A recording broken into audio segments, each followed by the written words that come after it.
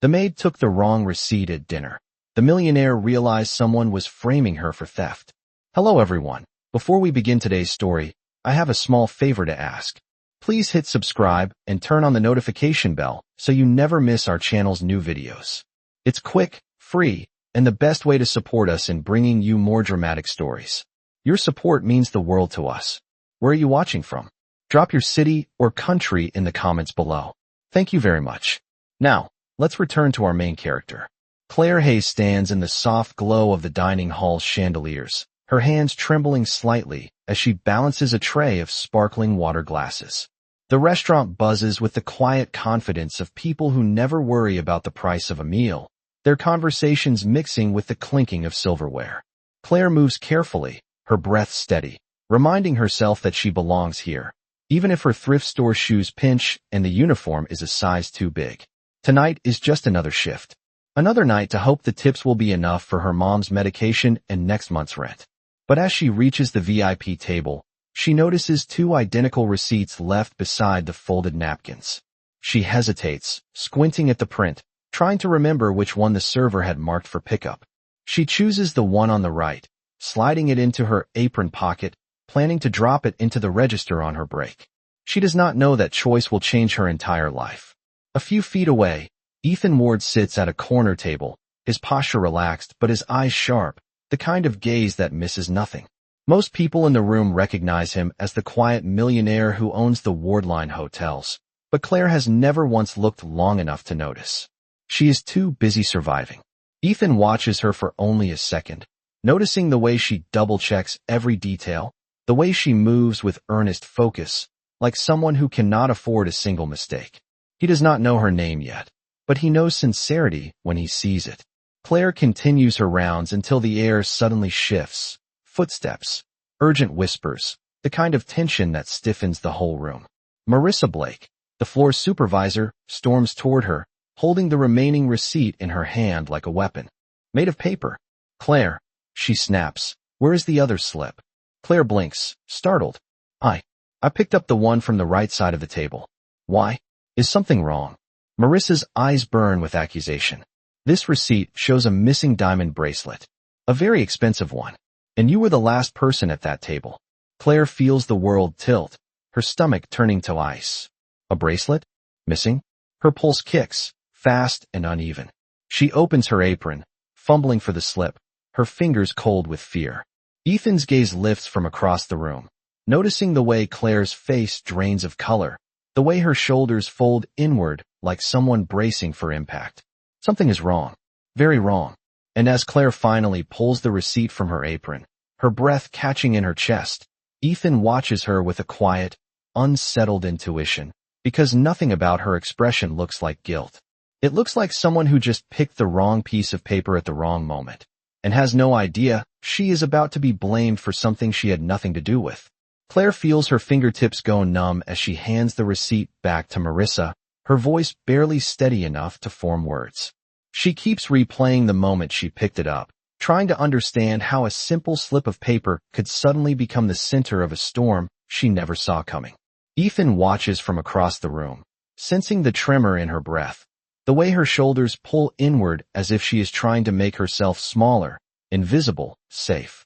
The room has not grown louder, yet everything feels heavier, like every glance is a quiet judgment waiting to land. Claire swallows hard, trying to explain that she has never even seen a diamond bracelet up close, but her words tangle with fear. Marissa crosses her arms, her voice calm but cutting.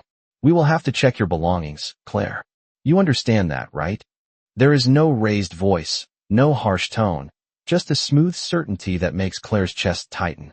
She nods because she does not know what else to do. She needs this job. She needs the paycheck. She needs tonight to not be the night everything collapses. She reaches into her apron, pulling out her small notebook, the one she fills with every detail of her shift. Times, table numbers, requests. It is her safety net, her way of making sure she never slips.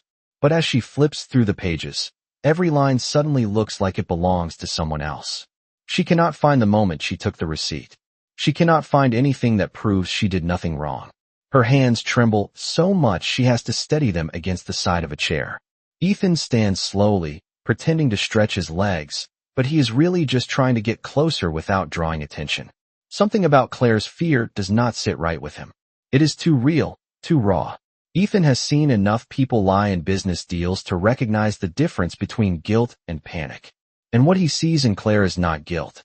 It is the quiet devastation of someone who knows the world rarely believes people like her. Claire presses her notebook to her chest, a small gesture that feels like an instinctive shield. For a moment, she closes her eyes, wishing she could disappear behind the hum of the restaurant, wishing the carpet beneath her feet could swallow her whole. She whispers, "I did not take anything. I promise. I swear I did not."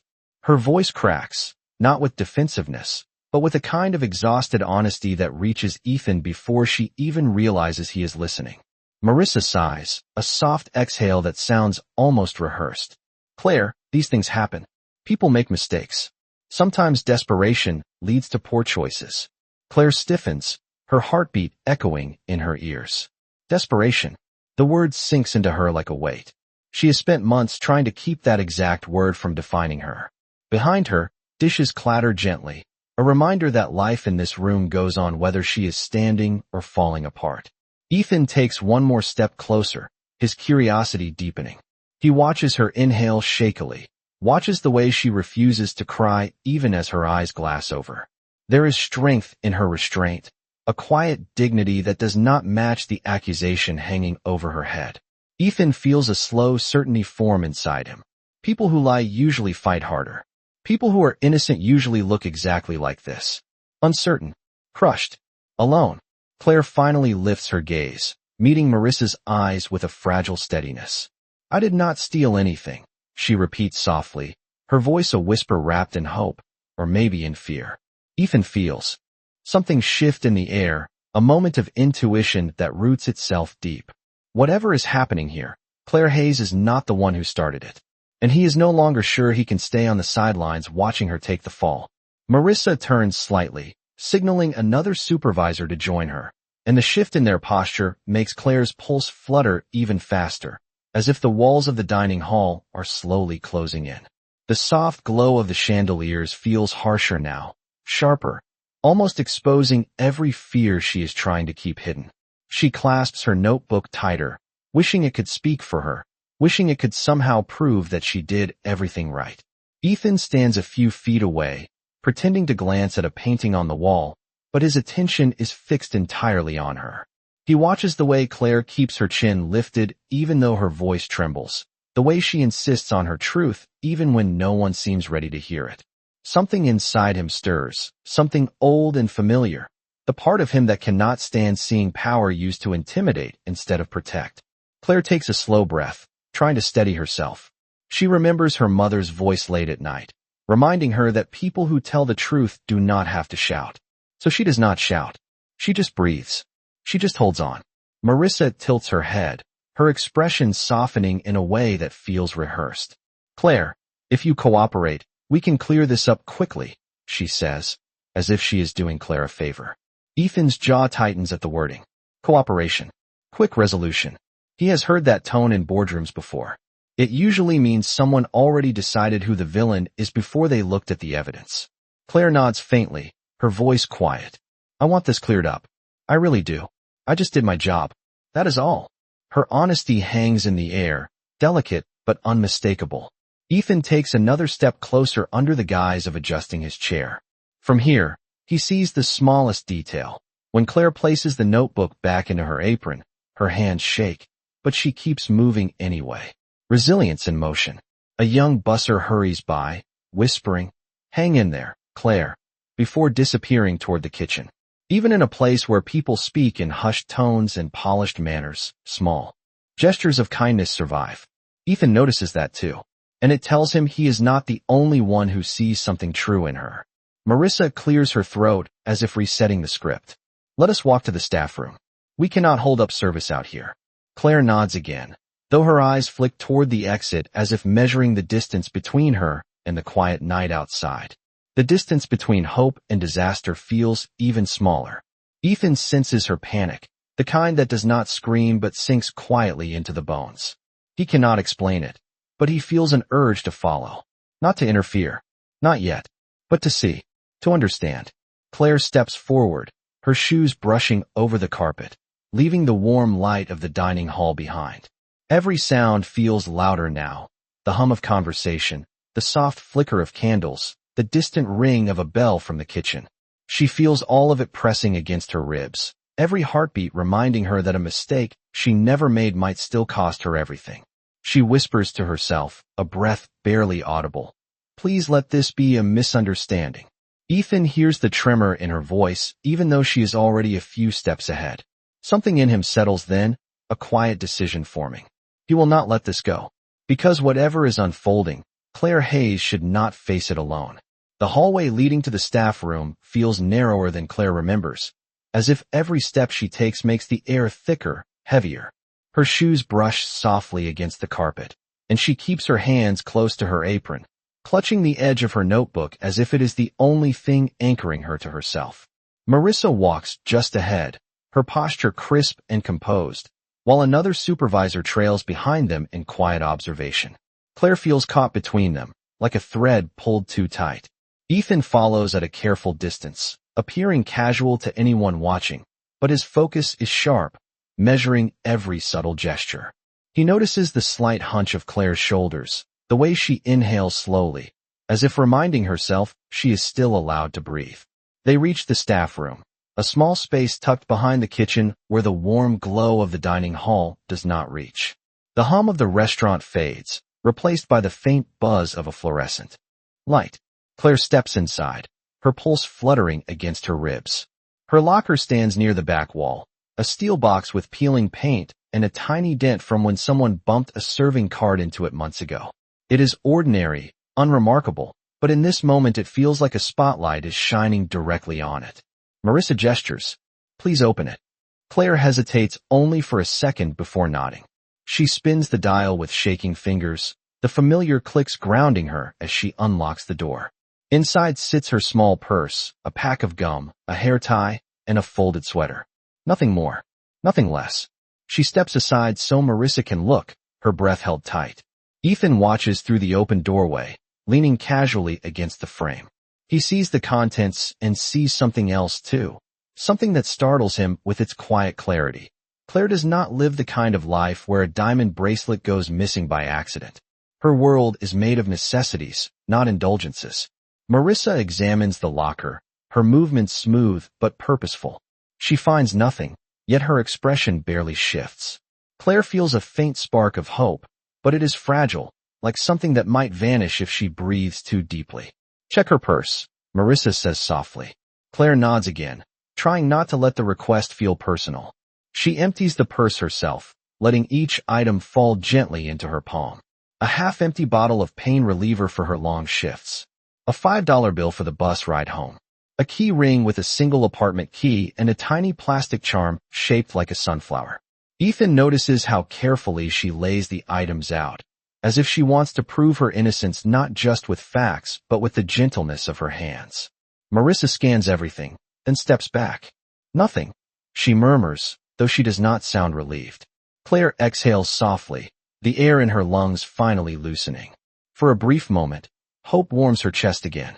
But then Marissa adds, the receipt you took still shows the missing item.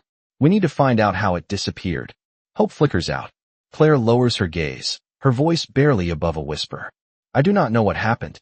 I just picked up the slip that was on the right side of the table. I promise. I really promise.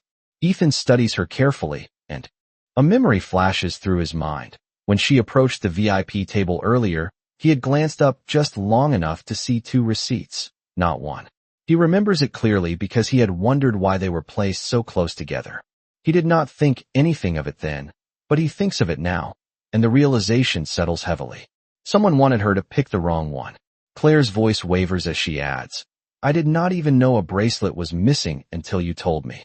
Ethan feels something settle inside him, a decision with quiet certainty.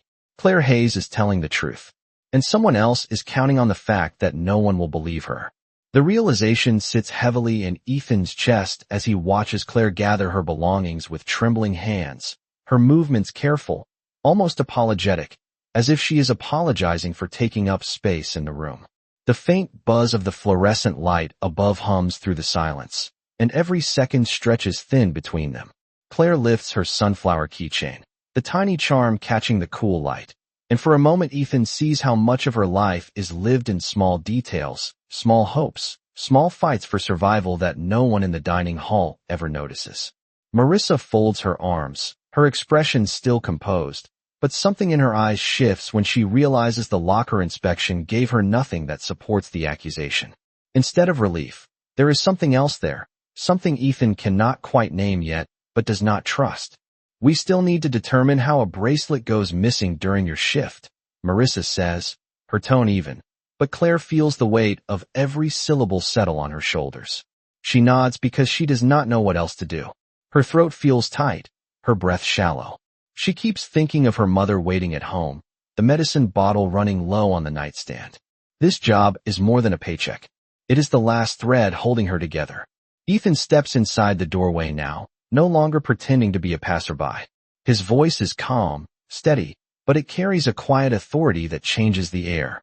I was seated near the VIP table, he says. Marissa's head snaps up. Claire freezes. And? Marissa asks, her tone gentler than before, but too quick, too eager. Ethan crosses his arms casually, leaning against the frame. There were 2 receipts when Claire approached the table. I noticed because it looked unusual. Receipts are usually collected one at a time. Claire's eyes widen, hope flickering softly beneath the fear. She had thought she imagined the 2 slips, her mind blurred by nerves and exhaustion. But Ethan's words settle into her like a warm hand against her back. Marissa tightens her jaw. And that proves what? Ethan's gaze stays steady. It proves her memory aligns with what I observed. It proves her picking up the wrong one was an honest mistake. It also proves someone else had access to the table before she arrived. The room holds its breath. Claire whispers, "Thank you," so softly he almost misses it. Ethan nods once, but he does not look away from Marissa. He watches her reaction closely. A flicker of discomfort crosses her face before she forces it still again. The silence stretches. Claire twists her fingers together, grounding herself. Ethan continues, his voice gentle but firm. I would like to see the camera footage from that section of the dining hall. Marissa hesitates, and that hesitation says more than words could. Claire feels her heartbeat pick up, but for the first time tonight, it is not from fear. It is from the possibility that someone finally believes her, someone finally sees her. Ethan notices the tremor in her breath, the way her shoulders relax a fraction. She looks at him the way people look at a lifeline they did not expect. A faint confidence returns to her voice as she says, "If there is footage, it will show everything. I have nothing to hide." Ethan nods, his voice low. "Exactly." Marissa forces a tight smile. "Then we will review it." But Claire senses the shift, senses the faint tremor in Marissa's composure. And Ethan senses it too. Something is not adding up, and he intends to find out what. As they exit the staff room, Claire keeps her notebook pressed to her chest, and for the first time all evening, she walks with a small thread of hope woven into her steps. Someone believes her. Someone powerful. And that changes everything. The walk from the staff room to the security office feels longer than it actually is, each step echoing with the weight of what might be revealed. Claire keeps her hands close to her sides, her fingers brushing the edge of her apron as if reminding herself she is still here, still standing, still fighting to hold on to the truth. Ethan walks beside her now, no longer pretending to be just another guest passing through. His presence is steady, quiet, almost protective, and Claire feels a small shift inside her chest, a soft easing of the fear that had wrapped around her since the moment the accusation began. The security office is a compact room tucked behind the kitchen hallway, lit by cool overhead lights and filled with monitors showing every corner of the restaurant. The guard on duty glances up when they enter, surprised to see a supervisor, a staff member, and a well-dressed guest arrive together. Marissa clears her throat and gestures toward the monitors. "We need footage from the main dining hall during the last hour," she says. Her tone is calm, but there is an edge beneath it, a subtle tightness that did not exist earlier in the evening. Claire stands slightly behind Ethan, her breath shallow as the guard begins rewinding the footage. The screen flickers through moments of servers delivering plates, guests sipping wine, and soft candlelight reflecting in glassware. Claire watches herself appear on the screen, walking toward the VIP table with careful steps. There she is, adjusting her apron, picking up the receipt on the right, just as she remembered. But then Ethan leans forward, his eyes narrowing. "Wait," he says softly. "Go back 10 seconds. The guard rewinds, and the moment reveals itself in slow, undeniable clarity. Another figure approaches the table before Claire arrives. A woman in a blazer. Marissa. She picks up both receipts, glances at them quickly, and then places 2 back down, but they are not in the same order. Claire freezes, her heartbeat thundering in her ears. She looks at the screen, then at Marissa, then back at the screen. The movement is small, simple, almost invisible unless someone knew to look for it. But it is there. Ethan inhales slowly, his voice steady. That is receipt switching. Marissa stiffens, but her expression remains controlled. "I was checking the table. That is standard procedure." Ethan tilts his head slightly. "If it was standard procedure, you would have mentioned it earlier." Claire's pulse softens into a different rhythm now, not panic, but disbelief mixed with quiet relief. She had felt the moment shift from the second Ethan stepped in, but this is different. This is evidence. This is truth appearing on a screen in a room where she had come expecting only more doubt. The guard continues watching, unaware of the tension in the room. "There is no sign the bracelet was taken during this moment," he says. "Nothing is removed from the table." Ethan nods slowly, his gaze shifting to Claire. This proves she did not take anything. Claire feels her breath hitch, her eyes warming with emotion she tries to contain. She whispers, "Thank you." And this time her voice carries more than gratitude. It carries the sound of someone who spent the last hour fearing her entire world might collapse, and is now standing in the middle of her own rescue. Marissa steps forward, her tone smooth but strained. "We still need to locate the missing item." This does not answer every question. Ethan answers gently, but it answers the one that matters right now. His eyes soften as he glances at Claire. She did not do this. The guard pauses the footage, and in the frozen frame Claire sees herself reaching for the receipt with the earnest focus she carries into every shift. It is a small moment, but it holds her truth. For the first time that evening, she allows herself to breathe in fully. Someone finally saw her. Someone finally believed her. And the night, once overwhelming, now feels like it might be shifting towards something she never expected: justice. The security office feels colder now, not because of the air conditioning, but because the truth has begun to settle into the room in a way that cannot be ignored. Claire stands still, her fingers curled gently around the edge of her apron, her heartbeat slowly finding its rhythm again. The frozen frame on the monitor shows her reaching for the receipt with an innocence that does not need defending anymore. But the missing bracelet still hangs over the situation like a question waiting to be answered. The guard resumes the footage, letting it play forward in real time. Claire watches herself leave the table, her steps careful and measured. A moment later, guests return to their seats. Nothing unusual, nothing suspicious. Then another detail emerges. A server from a different section approaches the table briefly, adjusting a candle that had tilted slightly. Claire remembers, noticing the candle too, flickering unevenly earlier in the evening. The guard zooms in, the grainy footage sharpening just enough to reveal a quick glance from the server toward a small velvet pouch sitting beside a wine glass. Claire's breath hitches. Ethan leans closer, a thoughtful crease forming between his brows. "Who is that?" he asks quietly. Marissa answers a little too quickly. "That is Riley. She was covering 2 sections tonight. She probably did not notice anything." But there is a subtle tremor in her voice, a small crack in the confidence she carried earlier. Ethan notices. Claire notices.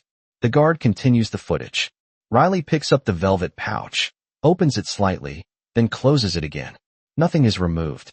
Nothing added. At least nothing visible. But her eyes shift toward the left side of the screen, as if signaling or checking with someone just out of view. Claire feels confusion ripple through her. She barely knows Riley. They exchange polite greetings, nothing more. She cannot imagine why Riley would be involved in anything connected to her. Ethan steps back, crossing his arms thoughtfully. "There is something else going on here," he says, his tone calm and steady. Something that does not have anything to do with Claire. Claire feels warmth bloom slowly beneath her ribs, relief mixing with disbelief.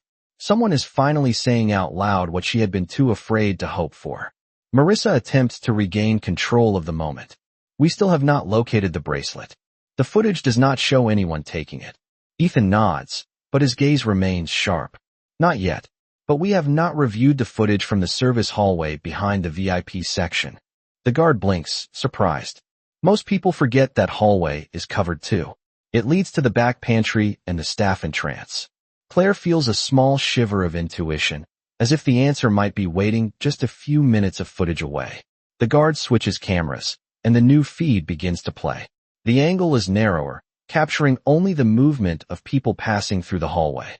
A server walks by. A bartender rolls a cart of clean glasses.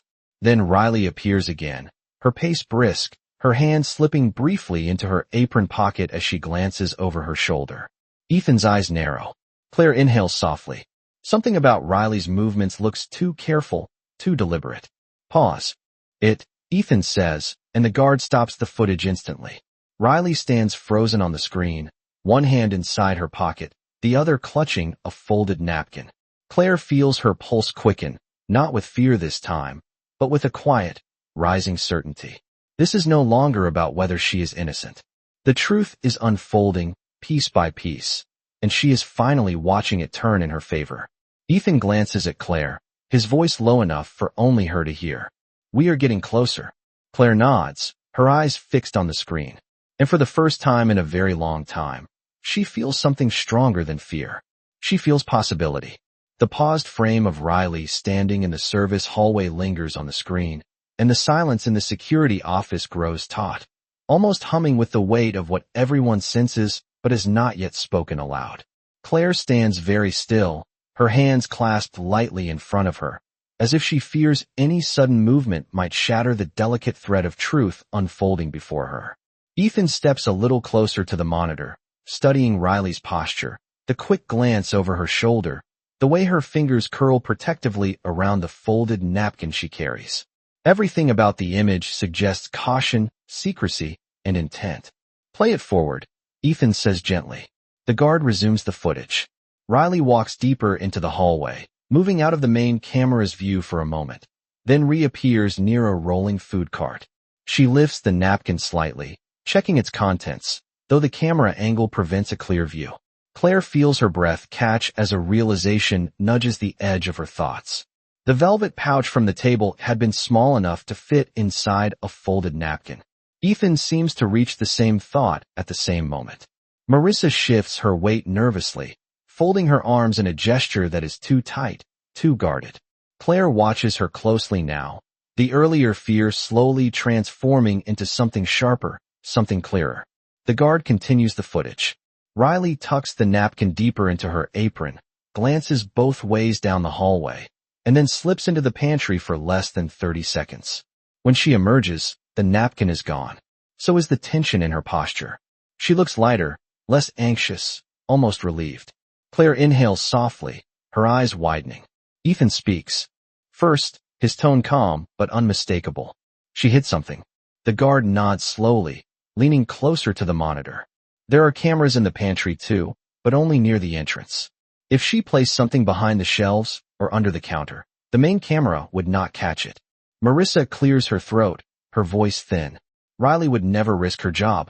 She is a reliable employee. Ethan turns to her with a steady, unreadable look.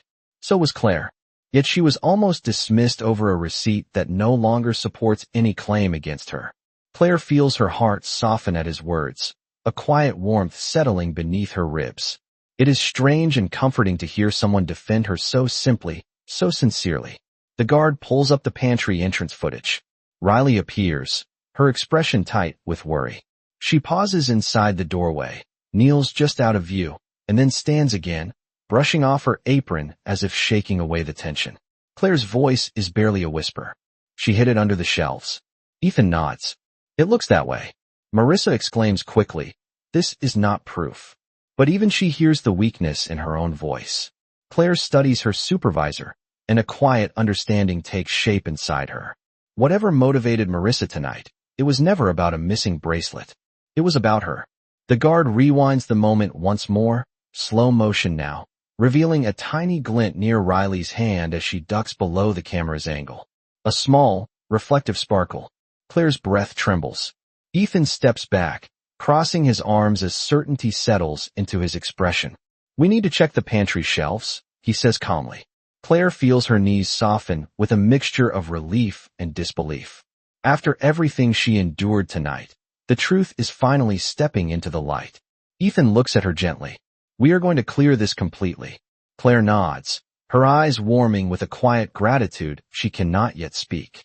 And as the group prepares to move toward the pantry, she follows with a growing sense that something profound is shifting, not only in her name being restored, but in the way Ethan sees her, and the way she is beginning to see herself. The pantry is quiet when the group steps inside, lit only by a small overhead bulb that casts gentle shadows along the metal shelves. Claire stands near the doorway, her fingers lightly gripping the edge of her apron as if steadying herself for whatever comes next. Ethan moves calmly, scanning the rows of canned goods, folded linens, and neatly stacked boxes. The guard kneels first, checking beneath the lowest shelf, his flashlight sweeping across the floor. For a moment, there is nothing. Just dust, a few stray crumbs, and the muted hum of the refrigerator unit nearby. Then the light catches on something small. Something that flickers. Claire leans forward, her breath held. The guard reaches in and carefully lifts out a tiny velvet pouch, its dark fabric unmistakable even in the dim pantry light. The sparkle of the bracelet inside reflects across his palm. A quiet gasp escapes Claire before she can stop it. Relief floods her chest so quickly it almost knocks her off balance. Ethan steps closer, his expression a blend of calm certainty and quiet triumph. "There it is," he says softly. Marissa stiffens, her posture no longer confident, her eyes shifting away from the scene. The guard hands the pouch to Ethan, who opens it gently. The bracelet gleams under the light, each stone catching the glow in a soft shimmer. It is intact, untouched, exactly as the owner had described. Claire feels her knees soften with gratitude, the truth shining clearer than she ever dared hope. Ethan closes the pouch and turns toward her, offering it with a reassuring nod. "This proves what we already knew," he says quietly. "You did nothing wrong." Claire's eyes warm, emotion gathering in her chest, but she holds it carefully, grateful beyond words that someone chose to see her rather than judge her. Marissa exhales sharply, attempting to regain control. "We still need to understand why Riley." Ethan gently interrupts, his tone even. "That will be handled. But this part is done." His voice carries no anger, just a firm kindness that steadies the room. Claire looks at the bracelet, then at Ethan, and for the first time all evening, she feels fully seen. Not as a suspect, not as a problem, but as a person. A staff member peeks into the pantry, surprised to see the group gathered. "Everything all right?" they ask softly. Ethan nods, offering a rare, gentle smile. "It will be." Claire exhales slowly, her shoulders easing as the tension that had wrapped around her all night finally begins to lift. The guard leaves to log the recovered item. Marissa steps aside, subdued, her earlier confidence fading into the background. Claire stands quietly beside Ethan, unsure how to thank him for something that feels too big for words. He notices the way she clasps her hands together, the way a tiny smile threatens to form despite everything she has endured. "You held on," Ethan says softly, "even when it felt impossible." Claire swallows, her voice tender. "I just kept telling myself the truth had to matter." Ethan nods, his eyes warm. "It does. And tonight it did." Outside the pantry, the soft sounds of the restaurant continue, unaware of the storm that has just passed. But for Claire, everything feels different now. Lighter, brighter, possible. As they step back into the hallway, Ethan walks beside her, not ahead, not behind, but right next to her. And in that quiet, steady moment, she realizes something she had not allowed herself to feel until now. She is no longer walking through this night alone.